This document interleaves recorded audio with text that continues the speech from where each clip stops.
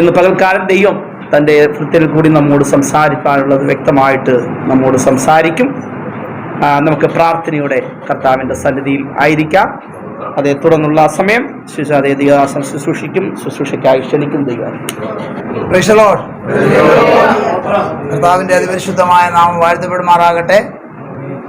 കർത്താവിൽ പ്രിയമുള്ള സഭാ ശുശ്രൂഷകൻ ലാലു അവറുകൾ, അതുപോലെ തന്നെ ഈ ശുശ്രൂഷയിലേക്ക് പരിചയപ്പെടുത്തിയ ഇമ്മാനുവൽ എന്ന കർത്താവിൻ്റെ ദാസൻ, ഇവിടെ ഇരിക്കുന്ന വേദിയിലും സദസ്സിലുമായിരിക്കുന്ന കർത്താവിൽ പ്രിയമുള്ള ശുശ്രൂഷകന്മാർ, മറ്റ് സഹോദരന്മാർ, എല്ലാവർക്കും വീണ്ടും പരിപാലിക്കുന്ന കർത്താവിൻ്റെ നാമത്തിൽ ഞാൻ നിങ്ങളെ എൻ്റെ സ്നേഹവന്ദനത്തെ അറിയിക്കുന്നു.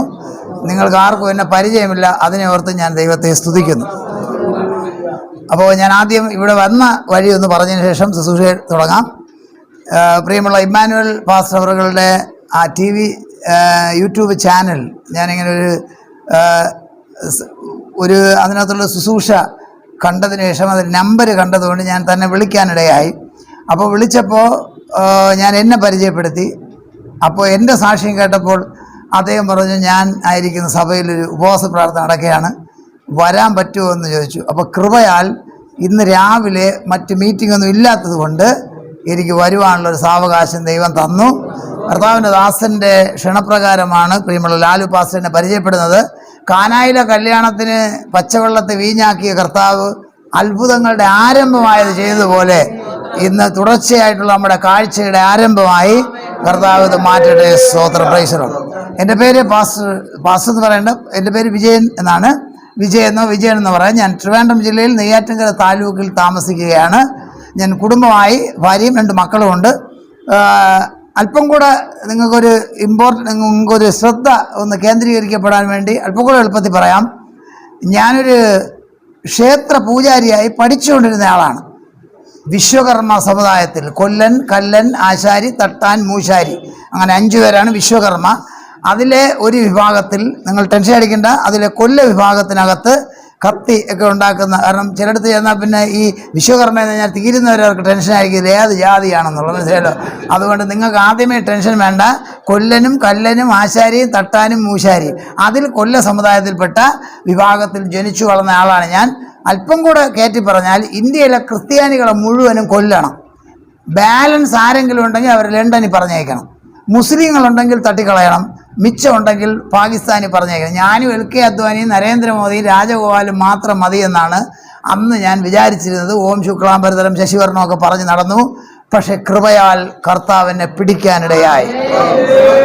അങ്ങനെ ആ ജീവനുള്ള നിത്യ സത്യദൈവമാകുന്ന ഏക ദൈവത്തിൻ്റെ സാക്ഷിയായി മാറുവാൻ കർത്താവ് എനിക്ക് കൃപ നൽകി. നിശ്ചിത സമയം എന്നോട് പറഞ്ഞിട്ടുണ്ട്.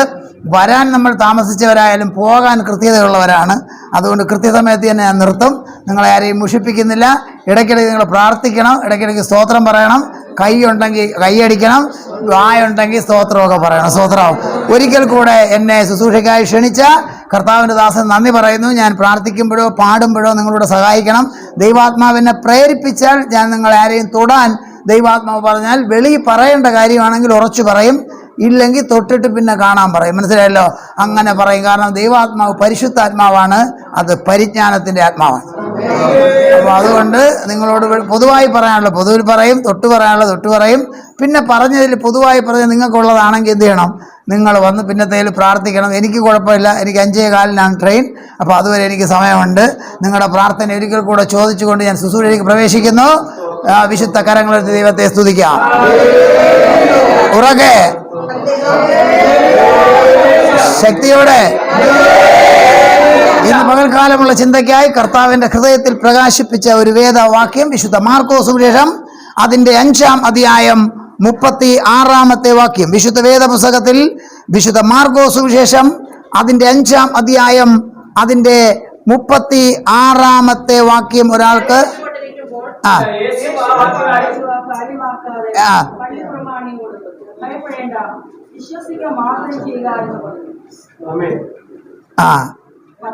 മതി.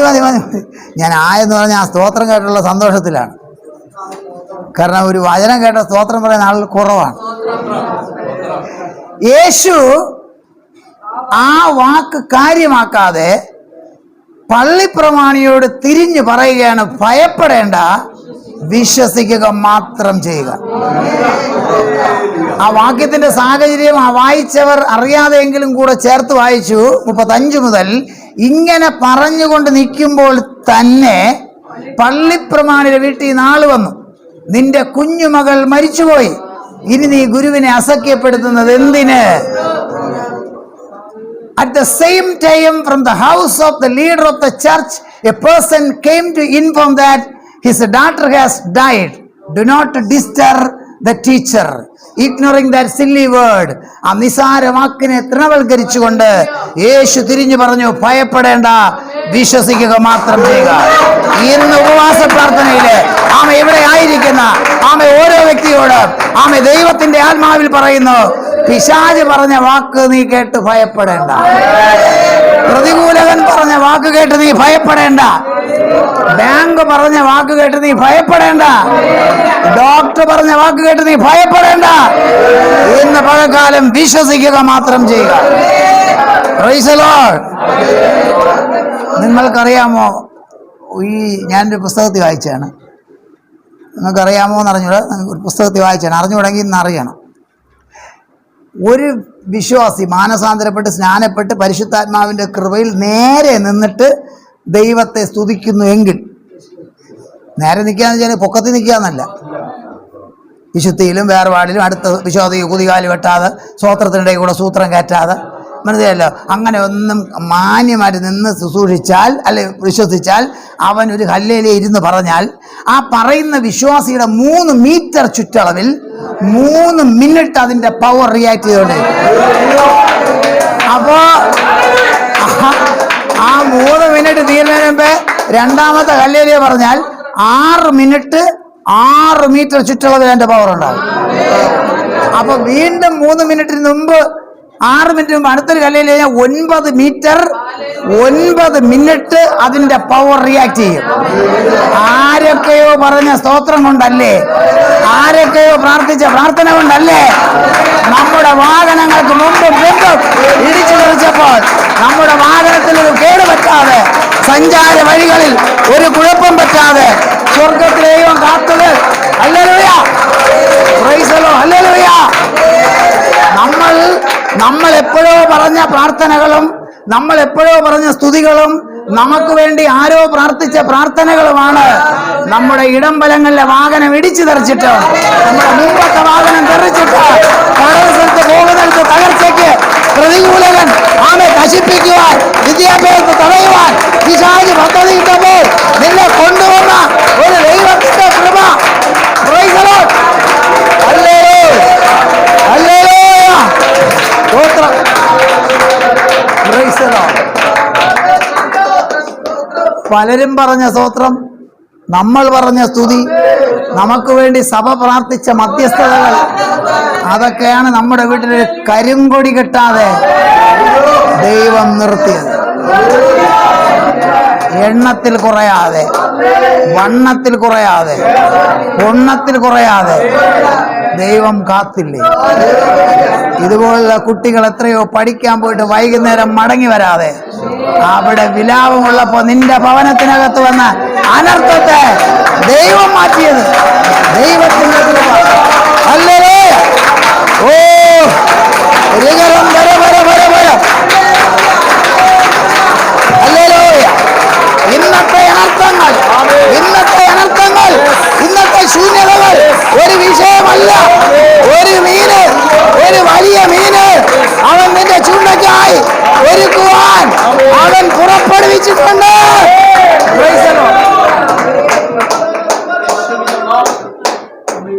സുവിശേഷം 4. സുവിശേഷം, എനിക്ക് 2 ആൺമക്കളാണ്, അതുകൊണ്ട് പെൺകുട്ടികളെ ഭയങ്കര ഇഷ്ടമാണ്. ആ ഇഷ്ടം പ്രകടിപ്പിക്കാൻ പറ്റൂലല്ലോ, അതുകൊണ്ട് ഹൃദയത്തിനകത്ത് വെച്ച് മൂത്ത മകൻ 25 വയസ്സായി, ഇളയ മകൻ 21 വയസ്സായി. എന്നെ കണ്ടാൽ ഇങ്ങനെ 2 മക്കളുണ്ടെന്ന് തോന്നുന്നു. അസൂയയില്ലായിരുന്ന എന്നും ചെറുപ്പമായിട്ടിരിക്കും. അതുകൊണ്ടാണ് നിങ്ങളെയൊക്കെ പെട്ടെന്ന് നോക്കി പോകണം. ഞാൻ മോളോട് സംസാരിച്ചു. ഓക്കെ, അപ്പോൾ കമ്മിങ് ടു ബാക്ക്, മടങ്ങി വരാം. സുവിശേഷം എത്രയുണ്ട്?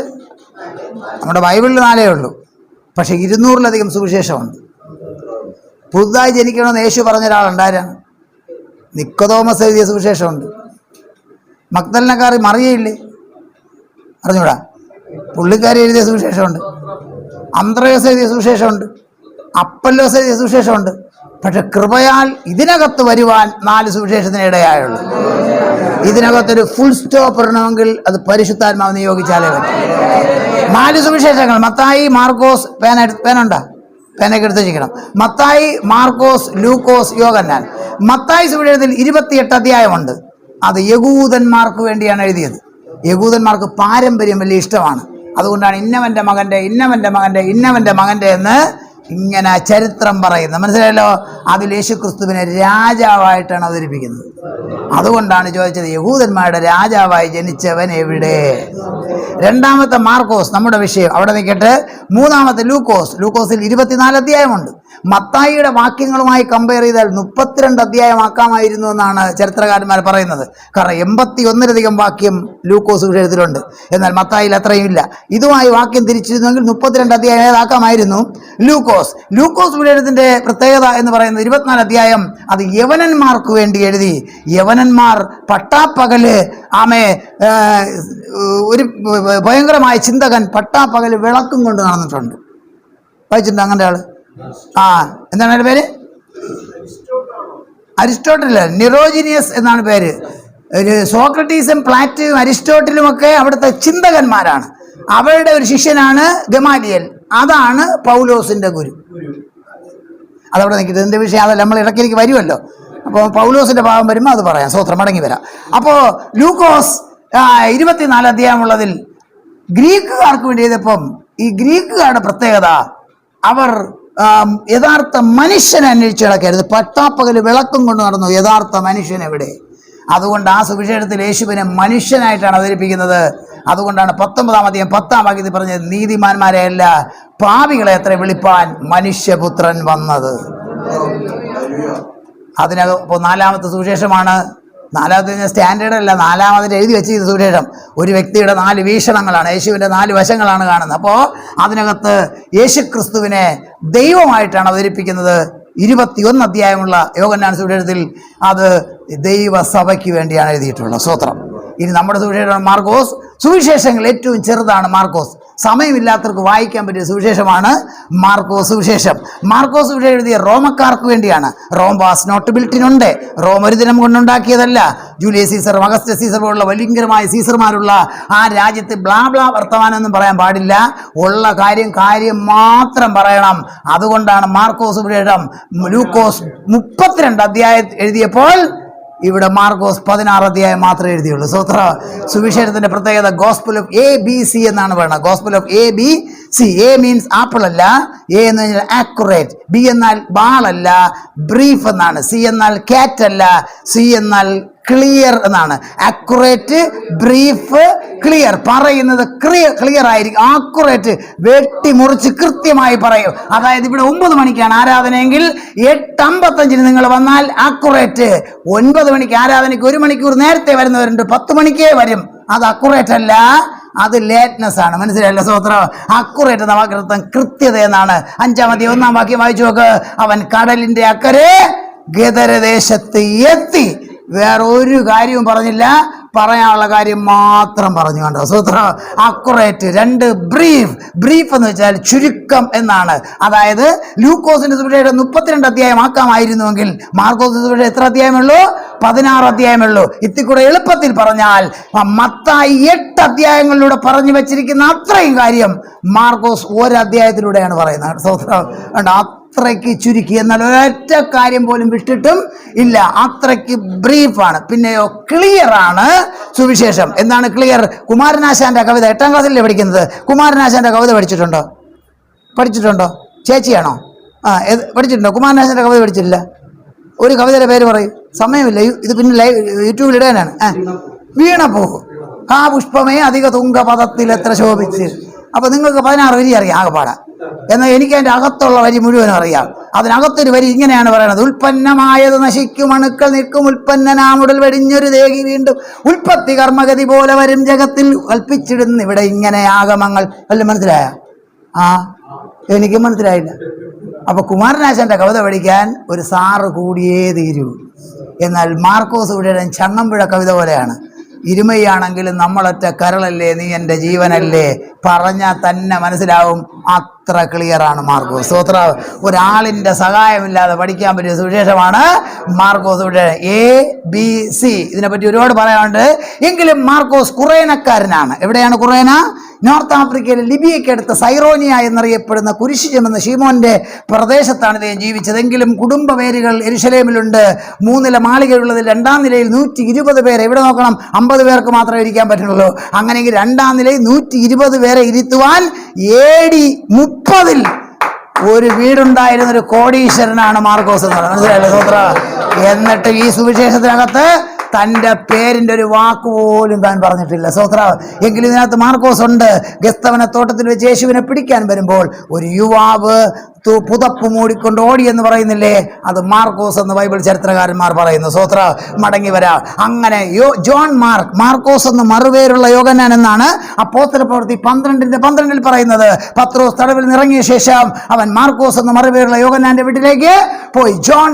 ജോൺ എന്നത് യഹൂദ വാക്കും മാർക്ക് എന്നത് ലാറ്റിൻ വാക്ക് അഥവാ റോമൻ വാക്കുമാണെന്ന് പറയപ്പെടുന്നു.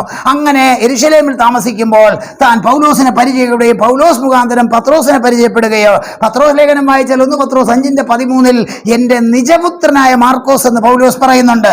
എന്നാൽ പത്രോസ് പറയുന്നുണ്ട്.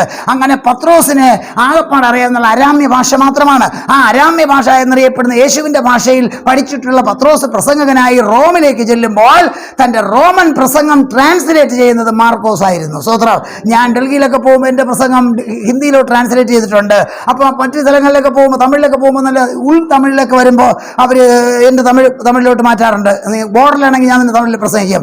അങ്ങനെയൊക്കെ ഉണ്ട്. അപ്പോൾ അങ്ങനെയാണെങ്കിൽ ശരിക്കും പറഞ്ഞാൽ മാർക്കോസ് കേട്ട് മാത്രം പരിചയമുള്ള സംഭവങ്ങളും യേശുവിൻ്റെ വ്യക്തിപരമായ ജീവിതങ്ങളും പത്രോസ് തൻ്റെ പ്രസംഗത്തിലൂടെ പറയുമ്പോൾ അതിനെ റോമിലേക്ക് ട്രാൻസ്ലേറ്റ് ചെയ്യുന്ന ശരിക്കും മാർക്കോസ് ആയിരുന്നു. ശരിക്കും പറഞ്ഞാൽ താൻ അനുഭവിച്ചിട്ടില്ലാത്ത കേട്ടിട്ടില്ലാത്ത കാര്യങ്ങൾ പത്രോസ് പറഞ്ഞപ്പോൾ അതിനെ പകർത്തുകയായിരുന്നു മാർക്കോസ്. ഇംഗ്ലീഷ് കൈയെഴുത്ത് വിധികളിൽ പറയുന്നത് gospel of Peter written by Mark. പത്രോസിന്റെ സുവിശേഷം മാർക്കോസിന്റെ ഭാഷയിൽ എന്നാണ്. സ്തോത്രം. അങ്ങനെ 16 അധ്യായങ്ങളുള്ള ആ പുസ്തകത്തിന് യേശുവിനെ ഒരു ദാസനായിട്ടാണ് അവതരിപ്പിക്കുന്നത്. മനസ്സിലായല്ലോ? എന്താണ് അവതരിപ്പിക്കുന്നത്? ദാസനായിട്ടാണ്. നിങ്ങൾ വീട്ടിൽ ചെന്ന് വായിച്ചാൽ മതി. യെഹെസ്കേൽ പ്രവചന പുസ്തകം 1-ാം അധ്യായം 10-ാം വാക്യത്തിൽ കെരൂബുകളുടെ മുഖം പറയുമ്പോൾ ഒന്നിന്റെ മുഖം സിംഹമുഖം, 2ാമത്തെ മുഖം കാളമുഖം, 3ാമത്തത് മനുഷ്യമുഖം, 4ാമത്തത് കഴുകന്റെ മുഖം. ഇതേ സംഭവം യെഹെസ്കേൽ മാറി. യേശു ജനിച്ചു, വളർന്നു, മരിച്ചു, ഉയർത്തു, സ്വർഗത്തിൽ പോയി.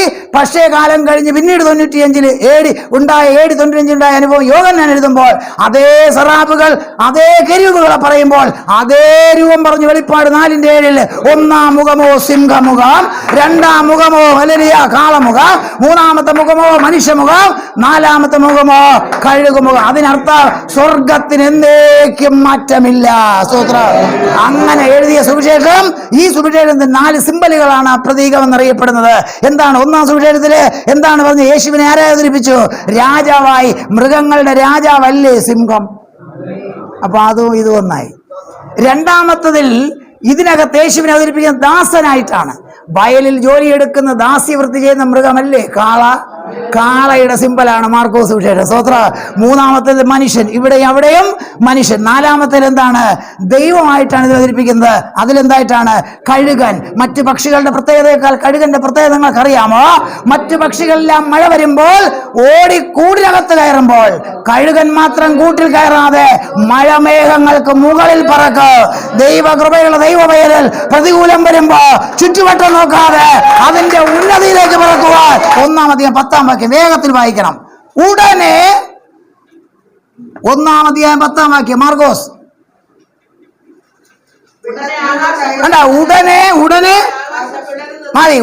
ഉടനെ ഇത് എവിടേക്ക് ഉടനെ വരും? അവിടേക്ക് സ്ട്രെസ് ചെയ്ത് വായിക്കണം. 2-ാം അധ്യായം 2-ാം വാക്യം. ഉടനെ വാദിക്കൽ പോലും ഇടമില്ലാതെ വണ്ണം. കണ്ടോ? 2ാമത് ഉടനെ. 3-ാമത്തെ അധ്യായം അതിന്റെ 6-ാമത്തെ വാക്യം. ഉടനെ പരീക്ഷന്മാർ. 4-ാം അധ്യായത്തിന്റെ 15-ാമത്തെ വാക്യം. വചനം വിതച്ചിട്ട് വഴിയരികെ വീണത് കേട്ട ഉടനെ. 5-ാം അധ്യായം 2-ാം വാക്യം. ഇനി 5 തന്നെ നിൽക്കും. നമ്മുടെ അധ്യായം എവിടെയാണ്? 5-ാം അധ്യായം 2-ാം വാക്യം. ഉടനെ 5-ാം അധ്യായം 30-ാം വാക്യം. ഉടനെ യേശു 5-ാം വാക്യം 5-ാം അധ്യായം 42-ാം വാക്യം. ബാല ഉടനെ, നമ്മൾ ഉടനെ ഒന്ന് സെക്സ് ചെയ്ത് പറയുന്നു. ഈ വായിക്കുമ്പോൾ നമ്മൾ അർത്ഥം മനസ്സിലാക്കി വായിച്ചില്ലേ കുഴപ്പമാവും. പണ്ട് തമിഴ്നാട്ടിലെ ഹോട്ടലിൽ ഞാൻ പ്രസംഗിക്കുമ്പോൾ നിങ്ങൾ വായിക്കരുത് കേട്ടോ. എന്താ ഈ ഉടനെ എന്ന് പറയുന്നത്? എന്താ പറയുക? ഉടനെ ദാസനായിട്ടാണ് യേശുവിനെ അവതരിപ്പിക്കുന്നത്. നമ്മുടെ വീട്ടിൽ ജോലിക്കാരൻ വന്നാൽ നമ്മൾ അവന് സ്വസ്ഥത കൊടുക്കൂ? വിറക് കീറിയ ഉടനെ, വിറവിറക്കി അടുക്കിയ ഉടനെ, ചാണകം വാരിയിട്ട ഉടനെ, വെള്ളം കരുത്തിയിട്ട ഉടനെ.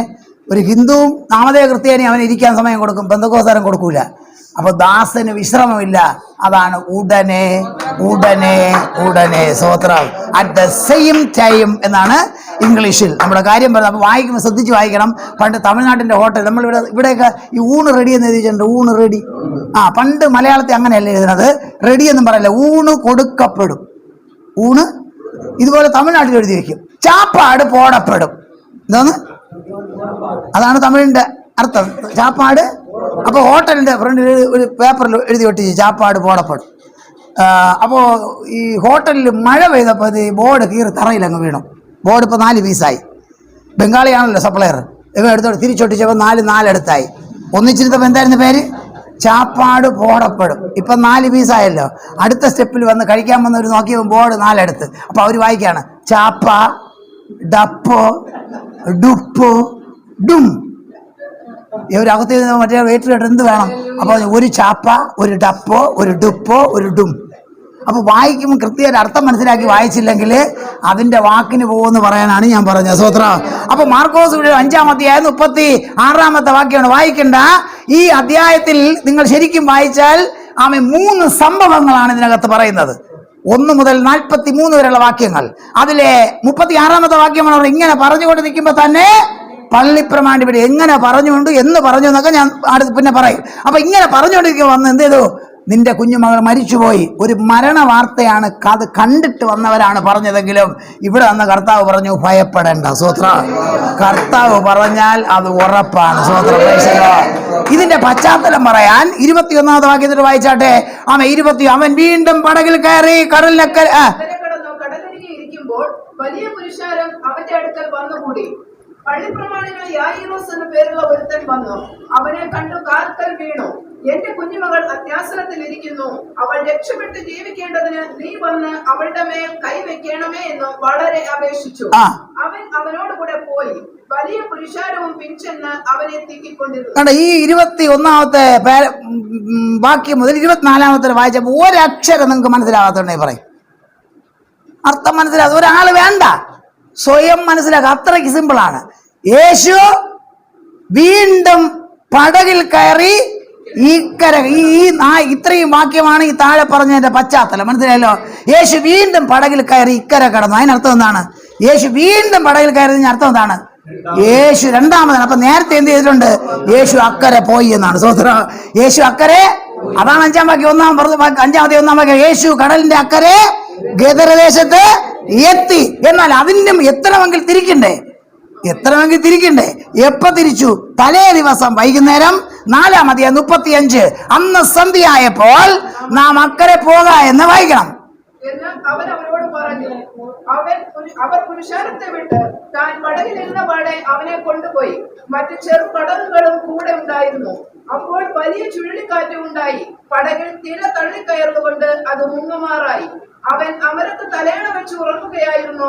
അവർ അവനെ ഉണർത്തി, ഗുരോ, ഞങ്ങൾ നശിച്ചു പോകുന്നതിൽ നിനക്ക് വിചാരമില്ലയോ എന്ന് പറഞ്ഞു.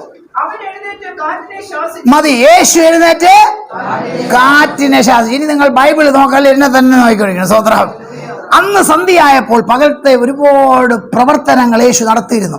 അന്നത്തെ അത് 4-ാം അധ്യായം വായിക്കും മനസ്സിലാവും. വിത്തുകളുടെ കഥയൊക്കെ പറഞ്ഞ ശേഷം വളരെ ടയേർഡായിട്ട് യേശു അന്ന് സന്ധ്യയാകുമ്പോൾ കടലിന്റെ അക്കരെ ഗദരദേശത്ത് പോകാൻ തീരുമാനിക്കുകയാണ്. സ്തോത്രം.